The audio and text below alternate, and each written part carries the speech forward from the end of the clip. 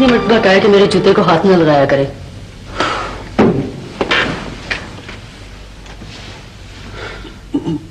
तुमसे कितनी मरतबा कहा है मुझे इस तरह से खौफजदा मत किया करो। बस इतना ही हौसला है? जी हाँ, इतना ही मिला है विरसे में। खाना खा लिया था। चाय पी लिए। और ये गाउन इसी तरह से तशरीफ लाते हैं कॉलेज से जनाब अली? जी हाँ। आपको कोई एतराज है? जी नहीं, कोई एतराज नहीं, बल्कि हमारी तो ख्वाहिश है कि आप हर सुबह पहनकर ही गुस्ल फरमाया करें।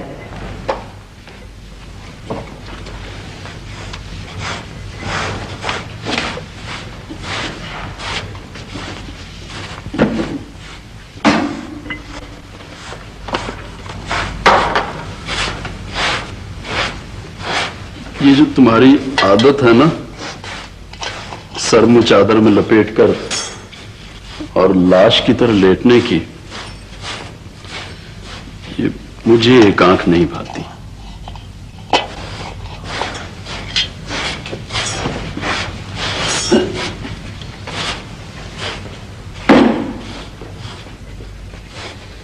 एक सेमिनार, एक ट्यूटोरियल ग्रुप, फिर प्रिंसिपल साहब के पास हाजिरी। 3 बजे से पहले कहां फरागत हो सकती है भला? और फिर मुझसे किस जुर्म के बर्दाश्त में पूरे 1 बजे खाना पकाया जाता है? इसलिए कि तुम खाना पकाने के सिवा और कर ही क्या सकती हो। और ये खाली डिबिया कौन उठाएगा? तुम और कौन? जी नहीं, जिसने काम डाला है वही उठाए, मैं कोई जमरदानी नहीं हूं। ये मेरे बाप का घर है, मैं जब चाहूं जिस कदर चाहूं गंद डाल सकता हूं, समझी? मेरे भी बाप का घर है, मुझे भी इख्तियार है कि मैं जब चाहूं। नहीं जनाब, ये आपके बाप का घर नहीं है। अगर मेरे बाप का घर नहीं तो किसी के बाप का घर नहीं।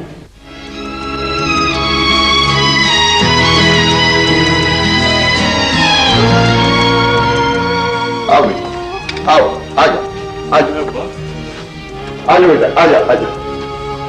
तेरी बहन है यूसुफ, और कौन हो सकता है? अस्सलाम वालेकुम। वालेकुम अस्सलाम। बहनों के लिए भाई उठकर नहीं खड़ा हुआ करते, ये तकल्लुफ गैरों में अच्छा लगता है। या बेटा, बैठ जा यहाँ, शाबाश, बैठ बैठ। आपके घर में कोई औरत नहीं है जी? है क्यों नहीं? कहाँ है जी? बैठी तो है मेरे सामने, मेरे घर की बेटी तो है। लेकिन मेरा मतलब है यूसुफ, ये राशिदा है, मेरी तरह श्रीनगर की रहने वाली। फर्क सिर्फ इस कदर है कि मैं आज से 40 बरस पेशतर श्रीनगर से आया था। ये है भाई। लेकिन अब्बा, तू तो कहता था कि मेरे सिवा तेरा और कोई बच्चा नहीं है। आप ठीक कहते हैं जी, मैं इनकी बेटी नहीं हूँ। मैं तो एक बेयारो मददगार, बेसहारा औरत हूँ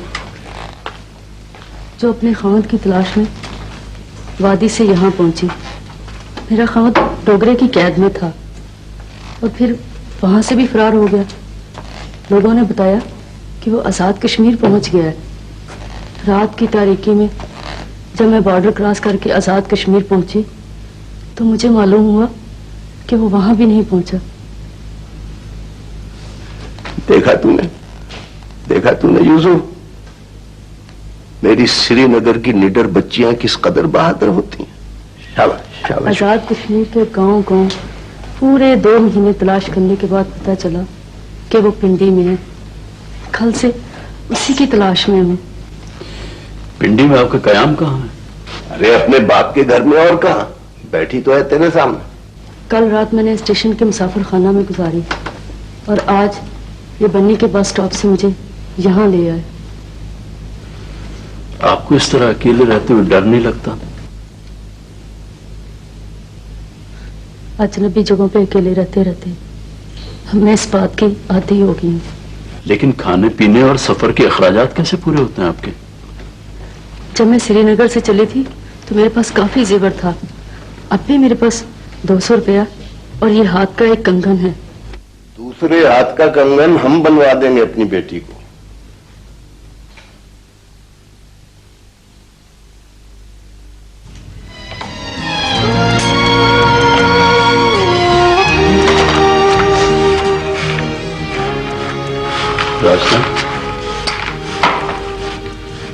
रास्ते जी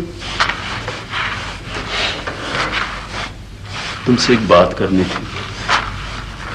फरमाइए। कलेज फेंको बाहर।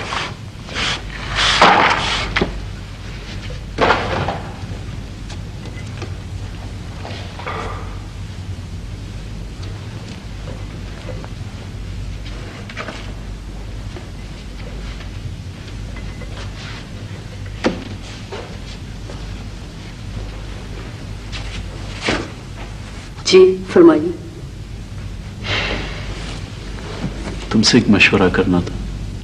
फीस मशवरा 32 रुपए निकाली। वो भी मिल जाएंगे, लेकिन इस वक्त जरा जज्बात को काबू में रखते हुए और इस अक्ल को काम में लाते हुए मशवरा दो कि तुम्हारा भाई यूसुफ क्या करे, कॉलेज में रहे या कॉलेज छोड़ दे। देखा, होगी ना वही बात जिसका डर था। कैसी है वो? अच्छी है, बहुत अच्छी। फिर भी किस कदर? भाई पाकिस्तानी से तो अच्छी है। हाय मेरे अल्लाह, हम नहीं करेंगे अपने भैया की शादी किसी गैर मुल्की से। गैर मुल्की शादी? तुम क्या बकवास कर रही हो? हमारे मुल्क में एक से एक हीरे जैसी लड़कियां पड़ी हैं। बात कर रहा हूं और तुम खामखा में नंद पने के ख्वाब देख रही हो। नौकरी किसकी? दुबई के शेखों की, डिप्टी एजुकेशनल एडवाइजर, 2000 स्टार्ट और फ्री एकोमोडेशन। ये दुबई जो कुवैत बहरीन की तरफ है? हम नहीं जाते वहां। हमें क्या जरूरत पड़ी इस कदर दूर जाने की? अरे बाबा, ये नौकरी हमको ऑफर हुई है। पढ़े लिखों को मिला करती हैं ऐसी नौकरियां। आया ख्याल शरीफ में? हम नहीं जाएंगे इतनी दूर यूसुफ भाई। अगर इस दौरान जलाल की खबर मिल गई तो किस तरह से मिलेंगे उन्हें? आपको कौन साथ ले जा रहा है बहन जी? आप यहीं रहें, अपने वालिद साहब के घर की मालिक बनकर, अपने खावन साहब के इंतजार में। सारे घर की मालिक? बिल्कुल। लेकिन बेटी तो शायद 1/8 हिस्से की मालिक होती है। अच्छा बाबा, मैं बाकी के कमरों को ताला लगा जाऊंगा और 1/8वां हिस्सा आपके लिए खुला छोड़ जाऊंगा, बस। मैं तो 1/8 हिस्से की भी मालिक नहीं हो सकती। मैं कोई अब्बा की असल बेटी थोड़ी, मेरा और उनका कोई खूनी रिश्ता थोड़ी है तुम्हारी तरह से। तो फिर मैं इस घर के किसी हिस्से की किस तरह से मालिक हो सकती हूँ?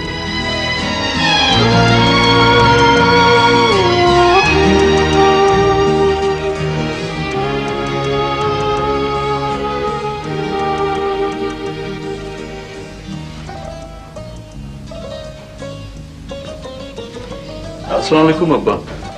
यूसुफ, जी। वो जो सैटेलाइट टाउन वाली कोठी मैंने तुझे दिखाई थी और जो तुझे बहुत पसंद थी, वो मैंने खरीद ली। सच अब्बा? राशिदा कहाँ है? वो शायद तहसीलदारों के बंगले पर गई होगी अम्मा हाजन को सलाम करने। ये ले चाबी। तीसरे के बाद वहां चले जाना। तीसरे के बाद अब्बा? आज जुमा है ना बेटा, कल हफ्ता है, परसों इतवार।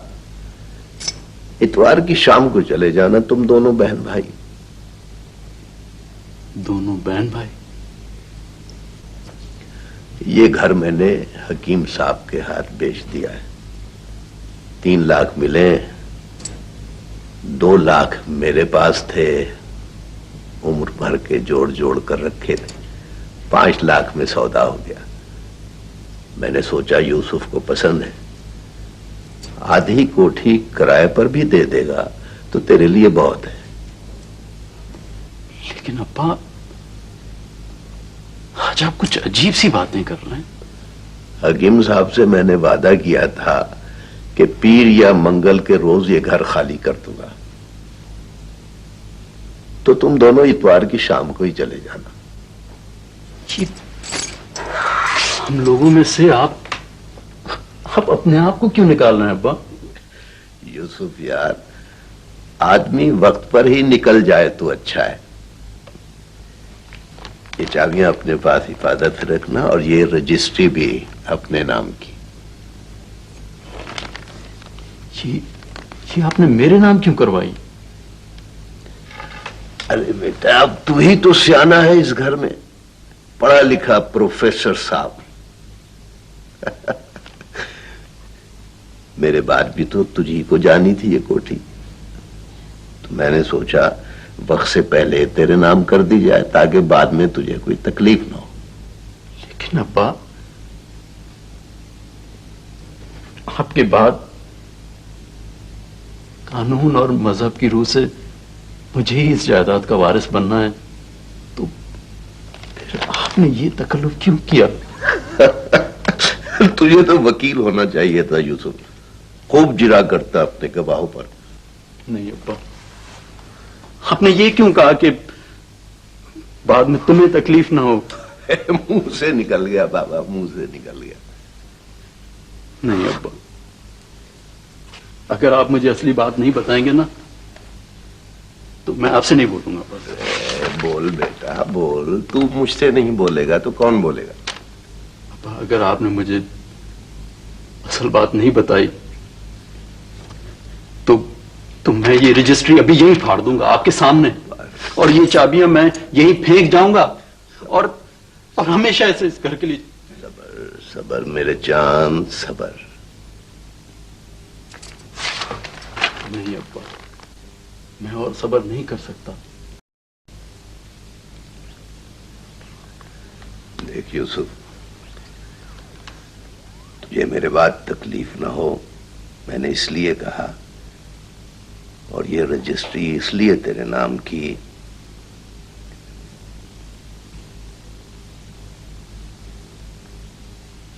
कि तू मेरा बेटा नहीं है।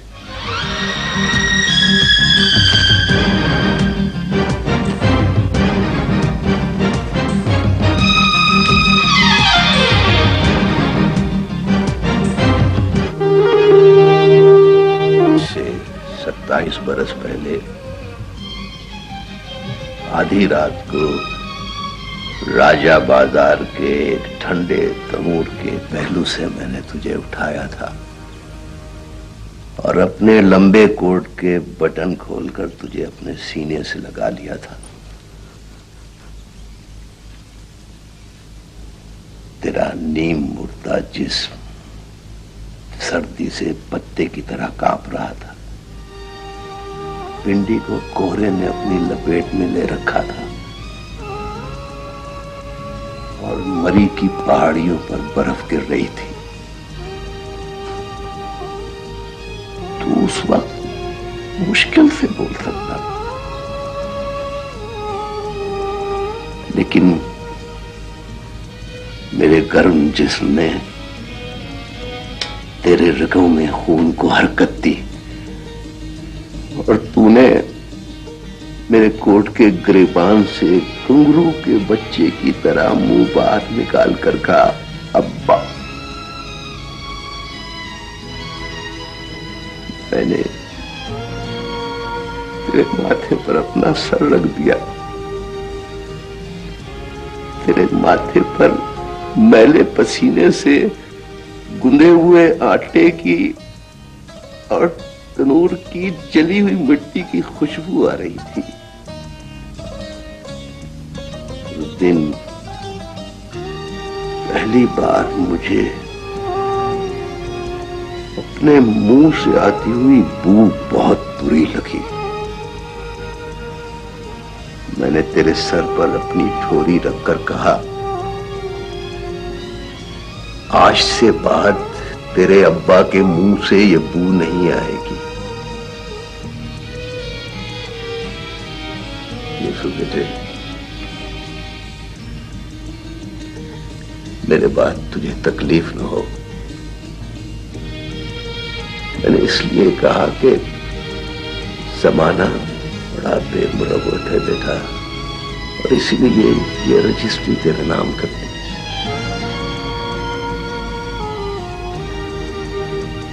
ये बात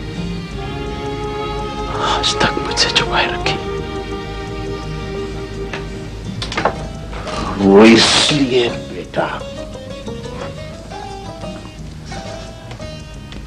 कि हर बात का एक वक्त होता है और हर ऐलान का एक मकाम होता है। मेरे बाद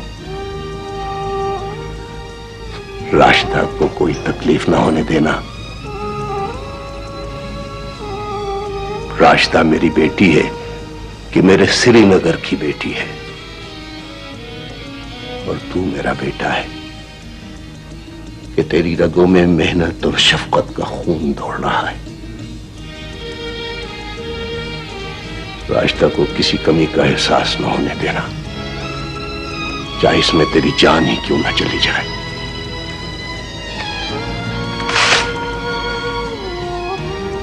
अच्छा बेटा, जुमे का वक्त हो रहा है, ये ले, ये मेरे ट्रंक की चाबी है। उस ट्रंक में मेरी आखिरी जरूरत का तमाम सामान मौजूद है। अच्छा बेटे, खुदा हाफिज।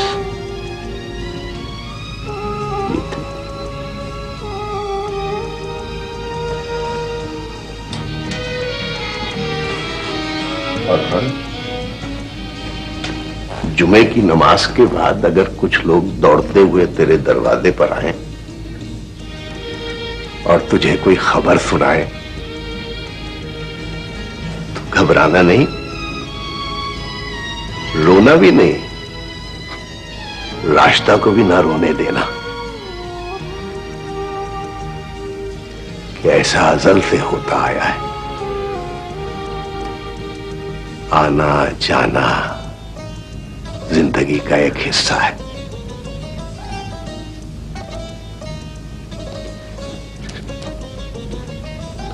खुदा हाफिज बेटा।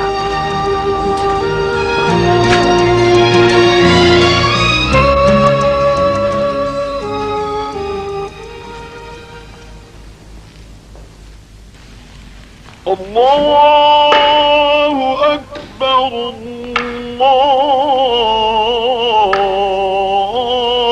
अल्लाहु Akbar,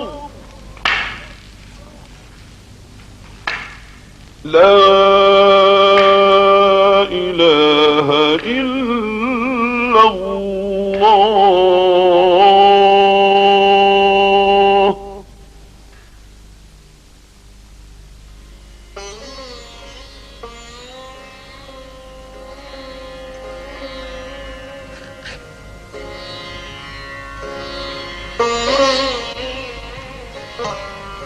Sir, no thank you. you're welcome. It's my duty. Rashida, मैं कल शाम दुबई जा रहा हूं। क्या कहा यूसुफ भाई आपने? मैं ये बात तुमसे घर पर भी कह सकता था, लेकिन मुझे डर था कि तुम कहीं फिर से वैसे ही जज्बाती ना हो जाओ जैसे अब्बा की मैयत मस्जिद से घर आने पर हो गई थी। ये आज आप कैसी बातें कर रहे हैं? मैंने उस मुलाजमत की हामी भर ली है और दुबई अपनी आमद की केबल भी भेज दी है। लेकिन ये फैसला आपने क्यों किया, कब किया और मुझसे? देखो राशिदा, जलाल एक जिद्दी और शकी इंसान है और मैं नहीं चाहता कि किसने कहा आपसे जलाल ऐसे हैं? तुम्हारी बातों से मैंने अंदाजा लगाया। और उनके मुतल्लिक बात करने में मैं किस कदर मोहतात रही हूं। और फिर उसके वो 2 खत जो उसने तुम्हारा पता पाने के बाद तुम्हें लिखे हैं, मेरे अंदाजे की तस्दीक करते हैं। देखो, मैं नहीं चाहता कि मेरी वजह से तुम्हें कोई तकलीफ हो। ये आज आप कैसी बातें कर रहे हैं? मरने से पहले अब्बा ने मुझसे वादा लिया था कि मैं तुम्हें हमेशा खुश रखूंगा। तुम्हें कोई तकलीफ ना होने दूं। ये असाला कर रहे हैं आप मेरी तकलीफ का? बेशक। जलाल बड़े जिद्दी हैं, बेहद शकी हैं और काफी हासद हैं, लेकिन इसका मतलब ये नहीं कि वो मेरे भाई के मतलब किसी किस्म की गलत फहमी में मुब्तला हो जाए। मैं उसका दूसरा खत भी पढ़ चुका हूं और मुझे अफसोस है कि मैंने वो तुम्हारे तकिए के नीचे से निकाला और तुम्हारी इजाजत के बगैर उसे पढ़ा। वो जब आपसे मिलेंगे तो उनका सारा शक दूर हो जाएगा। ये एक ऐसी सूरत हाल है रास्ता कि उसकी जगह अगर मैं होता तो भी शायद यही महसूस करता। लेकिन मैं उन्हें पिछले 5 साल के सारे वाकयात तफसील से लिख चुकी हूँ। लिखने से या कहने से या सफाई पेश करने से लोगों के शक दूर हो सकते तो ये जिंदगी बड़ी आसान और बहुत खुशगवार होती। और चाहे सर? No thank you. इसका मतलब ये हुआ कि आप यहाँ से फरार हो गए, उन्हें और शक में मुब्तला करना चाहते हैं। पता नहीं क्या बात है रास्ता, मुझे यूं महसूस होता है कि अगर मैं यहाँ रहा तो तुम दोनों के बीच अलहदगी की एक दीवार बन जाऊंगा। यूसुफ भाई प्लीज। अजल से इंसान की फितरत ऐसी ही रही है रास्ता कि वो हमेशा बुराई के लिए मुतजस्सिस रहता है, कभी उसे अपनाने के लिए बेचैन, कभी उसे दूर करने के लिए बेकरार। आदमी कैसा भी नेक क्यों ना हो, उसकी तवज्जो हमेशा बुराई की तरफ मरकूज रहती है, कभी मुस्बत कभी मनफी। जलाल भी तो इंसान है। जलाल बहुत पढ़े लिखे आदमी है। पढ़ा लिखा आदमी तो और भी खदशात का मारा होता है। उसके जहन में शक का सपोलिया हर वक्त पीला पीला जहर उगलता रहता है। सियासत से लेकर मजहब तक उसे किसी बात में यकीन ही नहीं होता। ये लो। क्या है इन कागजात? ये हमारे बंगले के कागजात मैंने तुम्हारे नाम गिफ्ट कर दिए हैं। मुझे इन कागजात की जरूरत नहीं। ये मेरा काम नहीं है, ये अब्बा मरहूम की वसीयत थी और अगर तुम उनकी रूह से बगावत करना चाहती हो तो शौक से फाड़ कर फेंक दो इन्हें।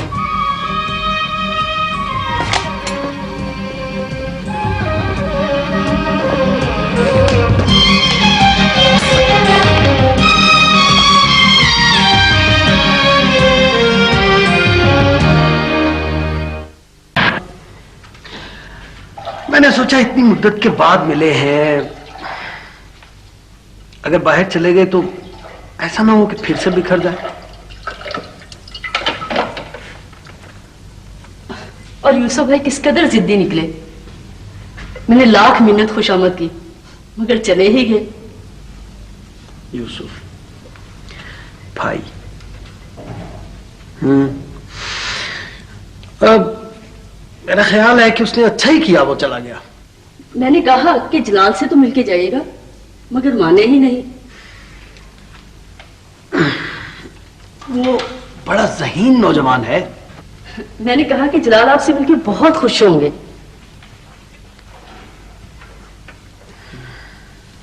शायद वो तुमसे ज्यादा मुझे बेहतर समझता था। क्या कह रहे हैं जलाल? एक तो मुझे इस टूथपेस्ट की बू बिल्कुल अच्छी नहीं लगती। ठीक।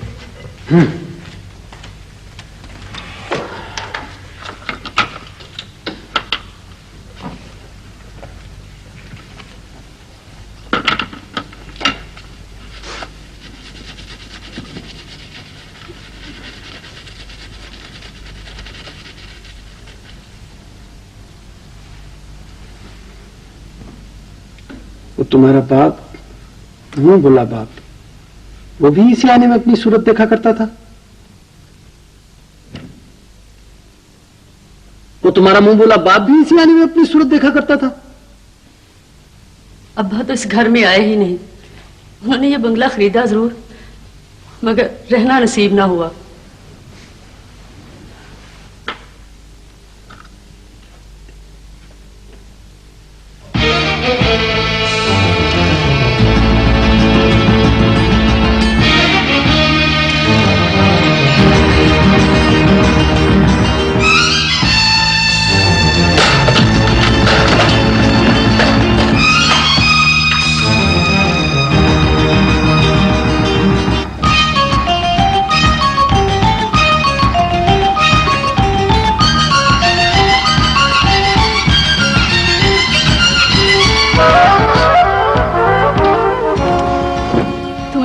दामाद नहीं जलाल।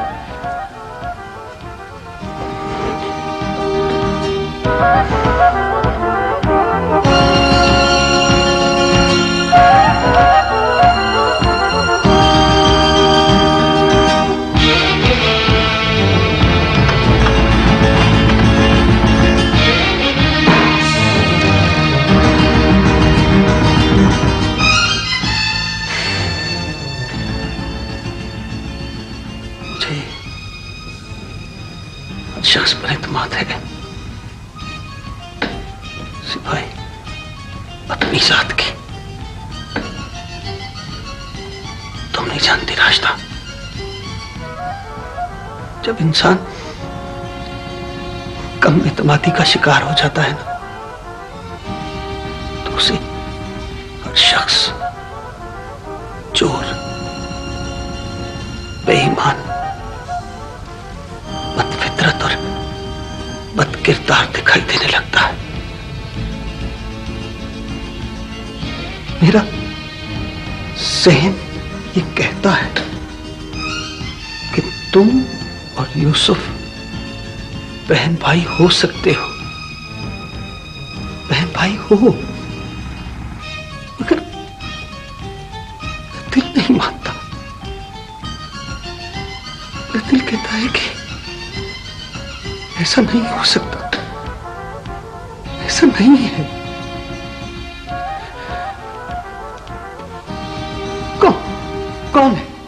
कौन है इस दुनिया में जो एक गैर को अपनी बहन और एक गैर को अपना भाई समझे? लाखों में एक या फिर करोड़ों में, ऐसा तो हो सकता है ना जलाल। वही ज़हन की बात की और वही अदाद-ओ-शुमार की बात की। फिर मैं दिल की बात कर रहा हूं, दिल की बात।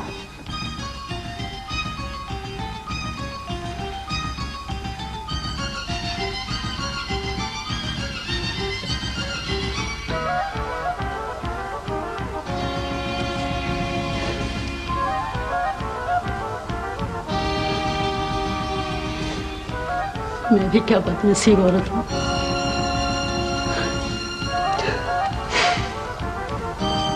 शायद मैं तुमसे ज्यादा बदनसीब, ज्यादा दुखी और ज्यादा परेशान।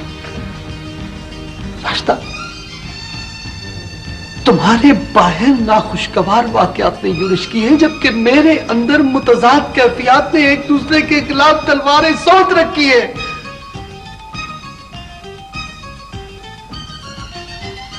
तुम्हें मुझ पर यकीन नहीं जलाल?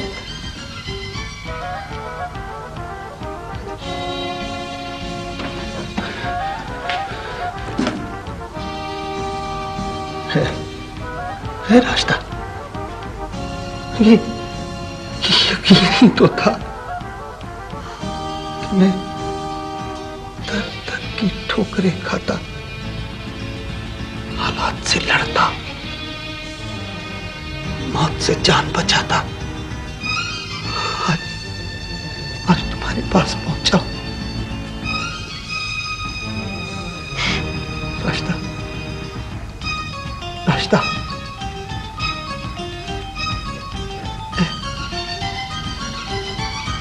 तुमसे माफी मांग।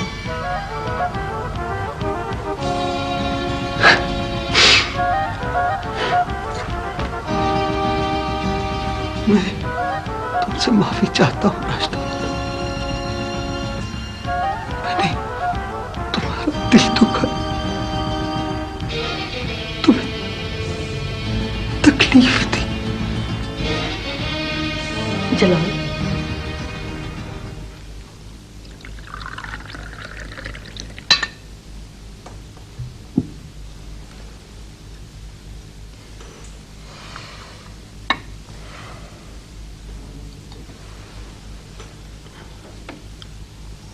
बिल्कुल इसी तरह, एन इसी अंदाज में प्याली पकड़कर चाय पीने की आदत थी यूसुफ भाई को। क्या हो गया? लेके गया आपने? मैं तो ले लेकर आ।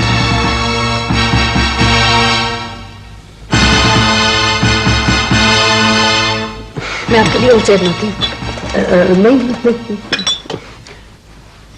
तुम पियो पियो पियो, पियो।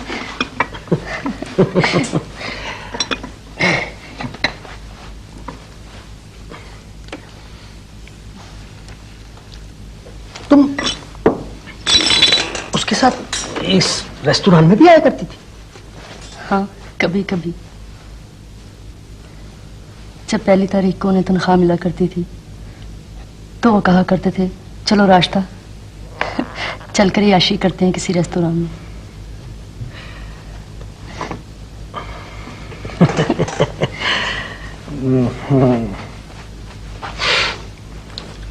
और इसी तरह तुम उसके लिए चाय बनाया करती होगी।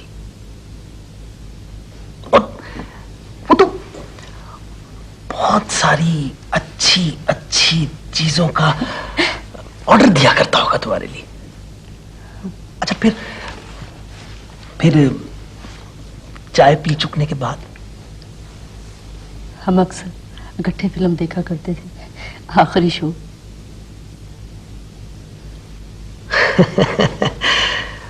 फिर घर आकर मैं यूसुफ भाई के कपड़े इस्त्री किया करती थी और वो अपने कमरे में जाकर सो रहते थे। क्या हुआ आपको? नहीं, कुछ नहीं। मैं जरा वॉशरूम।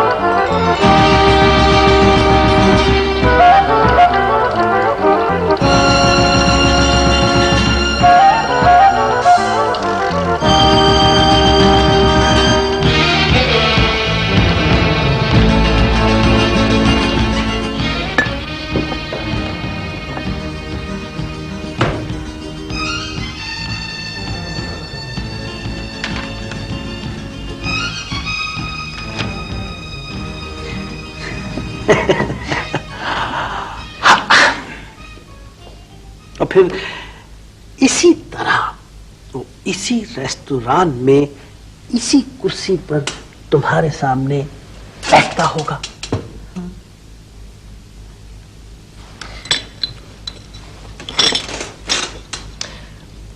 और फिर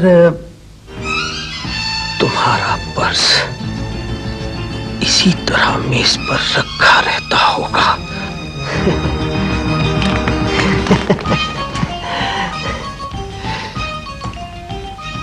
और कहता होगा, आओ रास्ता चले, पिक्चर शुरू होने में सिर्फ चंद मिनट बाकी हैं।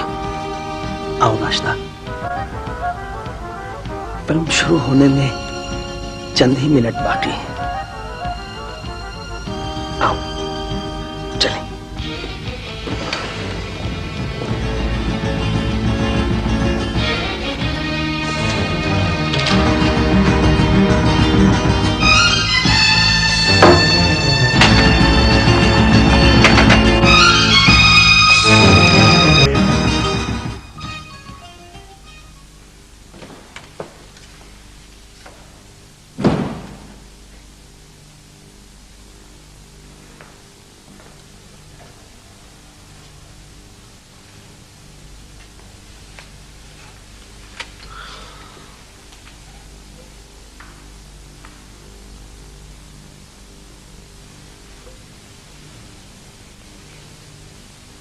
क्या बात है जलाल? कुछ नहीं।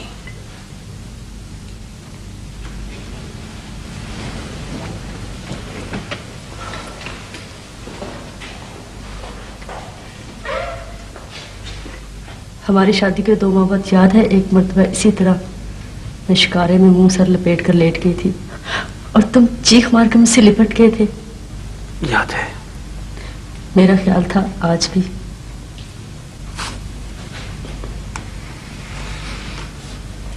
मैं आज भी उसी तरह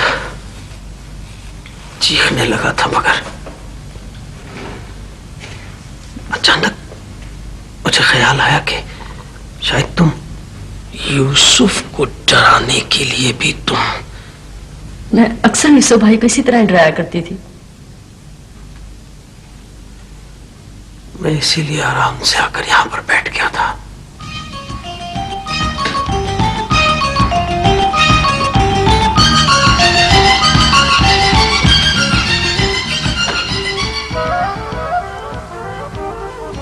हमारे दरमियान का जहन्नम किस तरह से ठंडा होगा जलाल? मेरे पास इतने आंसू नहीं कि इस आग को ठंडा कर सके, और न ही इतनी आहें हैं कि ये लांबू बुझा सके। और फिर ये पहाड़ सी जिंदगी किस तरह से बसर होगी? आहिस्ता आहिस्ता, हौले हौले, आहिस्ता आहिस्ता, हौले हौले। मेरे दिल के अंदर अंदेशों के क्लॉक का पेंडुलम हर वक्त, हर लम्हा आगे पीछे झूल रहा है, और आगे पीछे हर लपक के साथ झूलते हुए उससे एक ही आवाज निकलती कि यूसुफ, तुम्हें एक भाई की तरह प्यार करता था और एक मर्द की तरह चाहता था। जलाल, मैं इस लपक से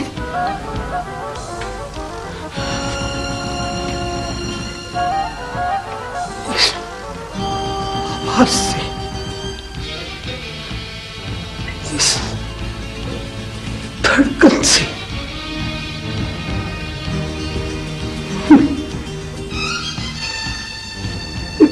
कहां भाग जाऊं रास्ता? कहीं नहीं भाग सकते जलाल, कभी नहीं भाग सकते। मुझे मालूम है इसके पीछे किसका हाथ है।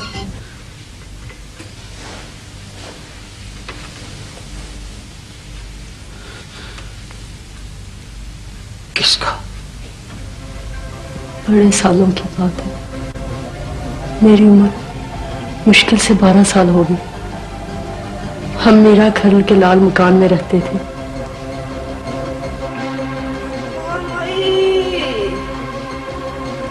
दुनिया 70 आटा दे या मकई दे, तेरे खेत अफरान से भरे, तेरे घर गलीचों से। ला बीबी, अल्लाह तेरा भला करे। ला बीबी,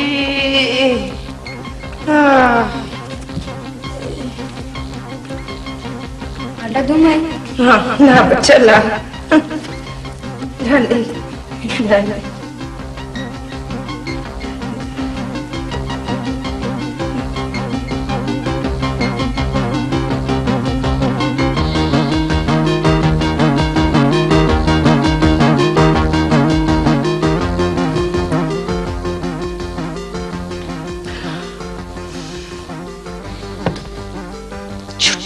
चुटकी रात देने वाली अपने घर में बसेगी तो सही, लेकिन चुटकी चुटकी होकर अपने घर वाले के दिल में रहेगी जरूर, पर चुटकी चुटकी होकर। जा ले जा आटा अपना।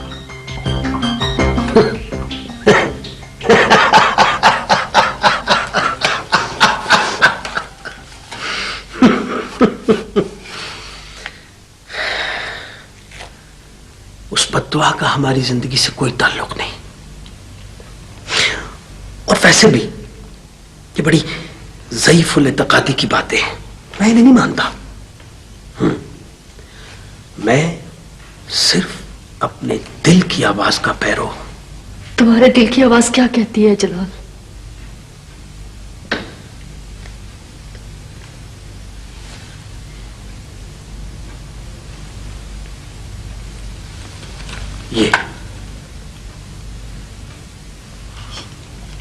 ये क्या है? तलाकनामा।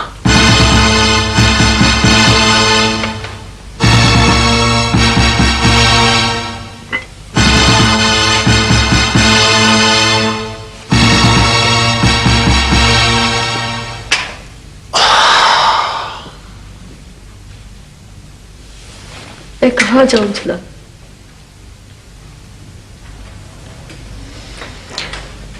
कहीं नहीं, यहीं इसी घर में। किसके साथ? मेरे साथ। किस तरह? बिल्कुल इसी तरह। लेकिन मेरा और तुम्हारा रिश्ता क्या होगा? वही जो तुम्हारा और यूसुफ का था।